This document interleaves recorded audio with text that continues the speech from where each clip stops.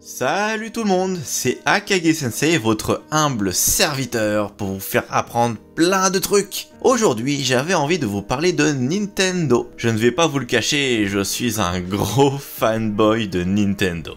Je suis même déjà allé devant la maison mère de Nintendo à Kyoto. Vous ne me croyez pas? Allez, je vous mets une photo à l'appui pour preuve. Bref. Nintendo n'a pas toujours été le célèbre éditeur de jeux vidéo que l'on connaît. Avec des logos très différents à ses débuts, un nom en japonais riche de sens et une histoire passionnante, notre société nippone préférée a plein de choses à nous raconter. Allez hop, on remonte en 1889. Cette année-là, pendant que chez nous en France, on inaugure l'ouverture de la Tour Eiffel lors de l'exposition universelle de 1889 à Paris, et au Japon, dans l'ancienne capitale Kyoto, une petite entreprise artisanale voit le jour, créée par Fusajiro Yamauchi. Au départ, la société s'appelait Nintendo Koppai, Koppai signifiant carte à jouer. En effet, à l'origine, notre ami Fusajiro fabriquait lui-même son propre jeu de cartes Hanafuda. Sans rentrer dans le détail, Hanafuda signifie le jeu des fleurs et est un célèbre jeu de cartes traditionnel japonais apparu au XVIe siècle. J'aime beaucoup les illustrations de ces cartes qui ont un style qui rappelle les estampes.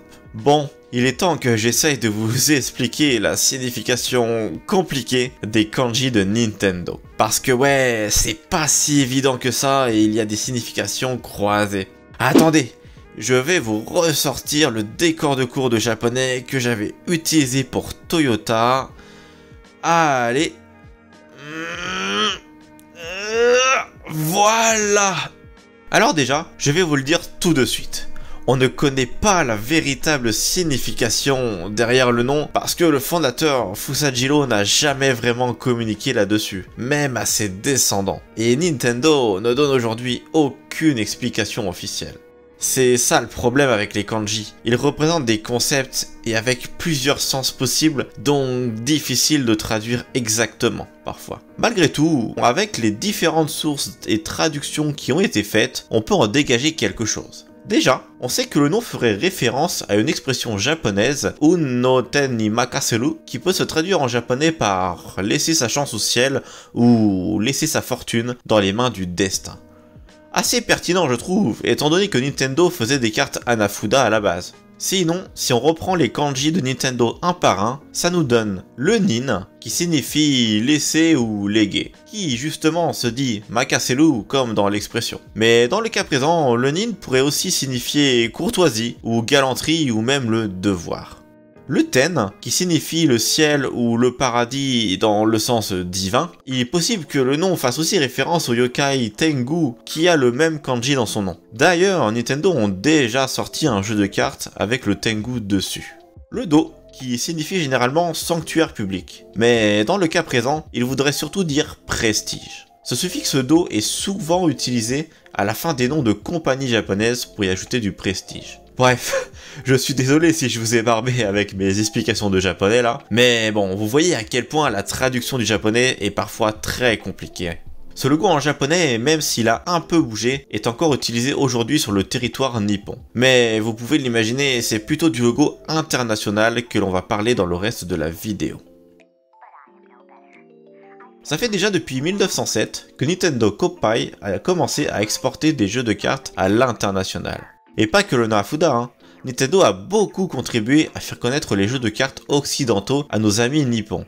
Bah oui, le jeu là, avec les dames, les rois, tout ça, par exemple, ça n'existait pas trop au Japon avant. C'est donc pour moi assez logique que Nintendo se décida d'arborer ce logo en forme de pique. Ce logo a d'ailleurs un nom officiel, il s'appelle le Ace of Spades, qui se traduit en français par As de pique. Avec ce logo, on comprend tout de suite que Nintendo fait des jeux de cartes et donc il est très efficace et pertinent. J'aime beaucoup ce logo qui est aussi très graphique et avec beaucoup de personnalité. Le N écrit à l'intérieur est très beau aussi et son écriture fait penser aux typographies médiévales et gothiques que l'on avait par exemple sur nos manuscrits au Moyen-Âge.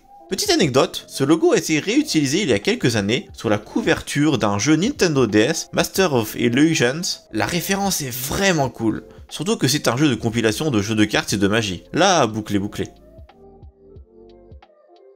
Le précédent logo, bien que très cool, manquait de lisibilité pour le nom de la marque. C'est l'une des raisons qui fait que Nintendo décide d'enchaîner plusieurs logos typographiques que j'ai regroupés ici. Sinon, la vidéo ferait plus d'une demi-heure. Le premier est un logo manuscrit noir, très élégant, avec de nombreuses courbes. Le deuxième, avec une typo stylisée qui fait très vintage, écrite en blanc sur un fond rouge. La troisième, sans sérif, massif et très lisible. En fait, j'ai pas grand chose d'intéressant à dire en plus pour cette période, donc on passe direct à la suite. Avec ce nouveau logo, Nintendo commence à commercialiser ses premiers jeux de société. Je sais pas vous, mais je trouve que ce logo fait très russe.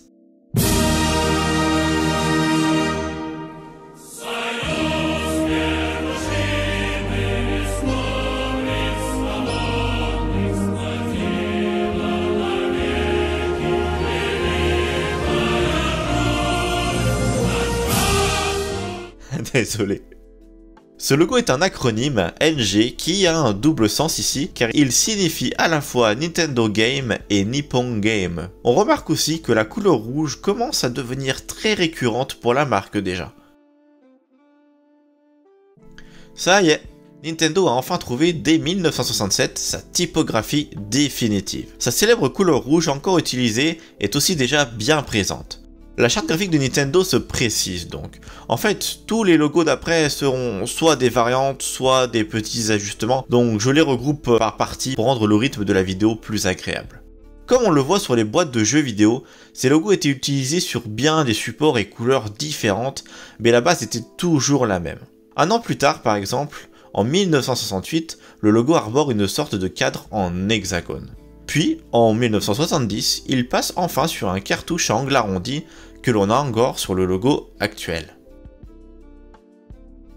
Nintendo et son marché des jeux de société sont pleins. Une nouvelle version du logo voit le jour sur quelques jeux de société, très caractéristiques car avec un grand N. Pendant cette période, les logos repassent en noir pour être utilisés sur différents fonds de couleurs comme on peut le voir sur ces boîtes de jeux. En parallèle, c'est seulement dans les années 70 que Nintendo se lance sur le marché des jeux vidéo. S'inspirant de la société Atari, Nintendo décide aussi de concevoir un système permettant de jouer à des jeux sur une télévision. Et c'est ainsi qu'en 1977, Nintendo créa sa première console de salon, la Color TV Game 6. 1977 signe aussi l'arrivée du désormais célèbre Shigeru Miyamoto, créateur de Mario et notre dieu à tous. «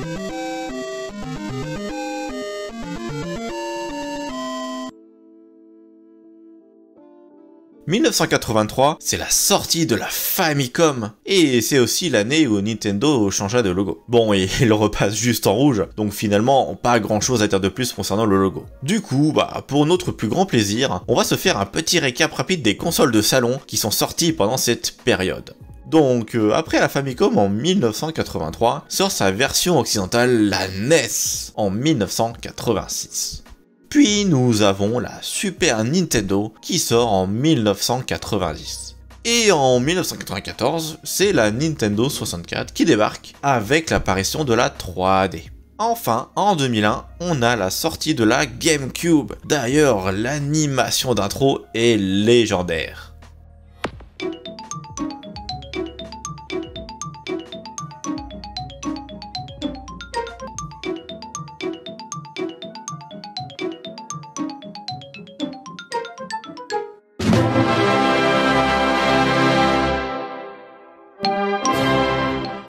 Désolé avec les Russes.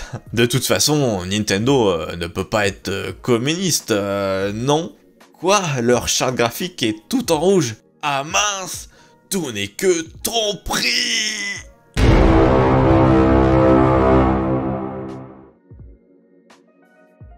On arrive enfin en 2006. Le logo Nintendo passe du rouge au gris. Pourquoi? Pour être en raccord avec les consoles Wii et DS, en termes de couleur des consoles, mais aussi au niveau des packaging. Quand on les regarde, on voit que le rouge est totalement absent et on reste sur des nuances de gris. Sinon, vous vous rappelez des jeux de cartes Hanafuda produits par Nintendo dont je vous ai parlé en début de vidéo? Et bah en référence à ses origines, Nintendo a sorti en 2015 une version Mario du Hanafuda avec un style graphique très proche du jeu d'origine. C'est trop cool. 2015 est aussi une triste année pour Nintendo qui signe le décès de Satoru Iwata, le 4e PDG de Nintendo, mais surtout le plus connu et apprécié de tous. C'est pour ça que j'en parle. Rip à toi Satoru. D'ailleurs, j'aimais trop cette période de Nintendo qui avait une communication très décalée avec justement le regretté Satoru, mais aussi Reggie Fils-Aimé, l'ancien PDG de la branche américaine de Nintendo. On les voyait souvent dans des pubs complètement dégénérées comme celle sur l'annonce des Mii dans Smash 4 par exemple.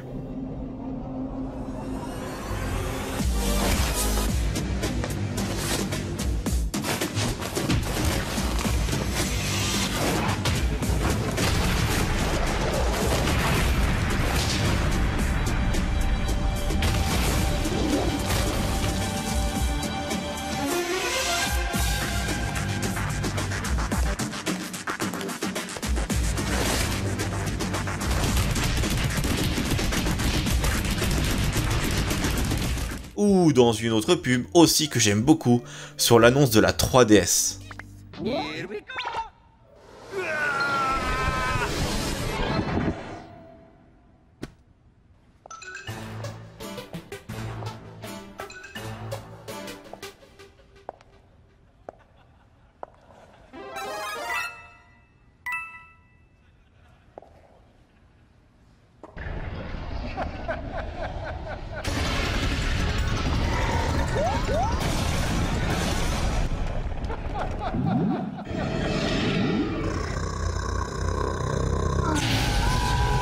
Bref, voilà, je suis assez nostalgique de cette époque. Depuis qu'on a les nouveaux PDG japonais et américains, je trouve que la communication est plus corpo, plus classique, et moins décalée. Ma foi, tant pis.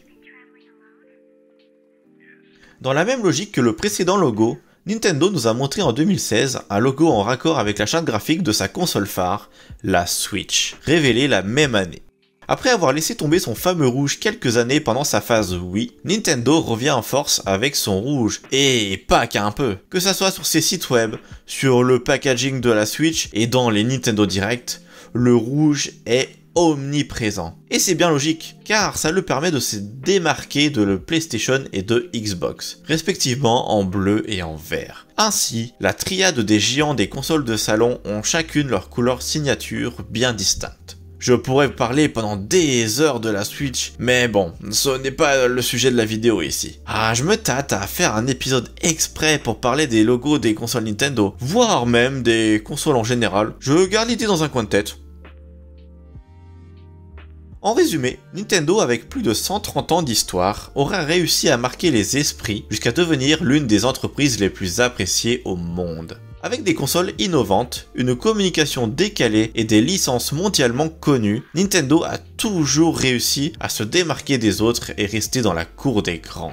Et voilà, j'espère que cet épisode vous aura plu. J'ai fait de mon mieux pour que la vidéo ne soit pas trop longue, car si je m'étais pas restreint, la vidéo aurait fait des heures. En même temps, je suis un gros fan de Nintendo, et il y a plein de choses à dire. Si l'épisode vous a plu, n'hésitez pas aussi à la commenter comme d'habitude et à mettre des likes, hein, ça m'aide à la rendre plus visible, ça m'aide pour le référencement. Bon sur ce, je vous dis à très bientôt, et comme à chaque fois, je vous fais de gros bisous.